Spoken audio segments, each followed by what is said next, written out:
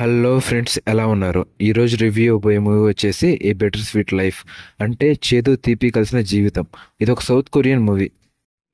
ఈ movie south కొరియాలో I saw the devil, the age of shadows, the good, the bad, the weird లాంటి movies తీసిన Kim Jeon గారు direct చేశారు.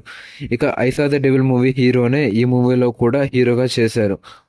Movie prime వీడియోలో తెలుగులో కూడా అవైలబుల్గా ఉంది. ఈ మూవీ డ్యూరేషన్ టోటల్ 2 hours ఉంది. ఎటువంటి 18+ సీన్స్ లేవు. ఫ్యామిలీతో కూడా చూడొచ్చు. ఇక మూవీ రివ్యూలోకి వెళ్ళే ముందు please subscribe and support my channel.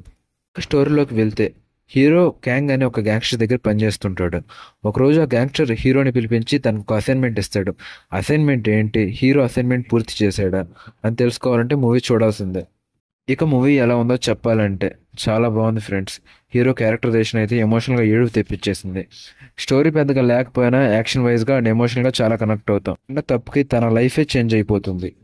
తను ఎంతో నమ్మిన వ్యక్తి మోసం చేస్తే ఆ బాధ ఎలా ఉంటుంది, అలాంటి సిచ్యువేషన్ మన హీరోకి వస్తుంది. మూవీలో టైటిల్ కూడా పర్ఫెక్ట్గా పెట్టారు, ఏ బెటర్ స్వీట్ లైఫ్ అని. ఇందులో నాకు మెయిన్గా నచ్చింది హీరో క్యారెక్టర్.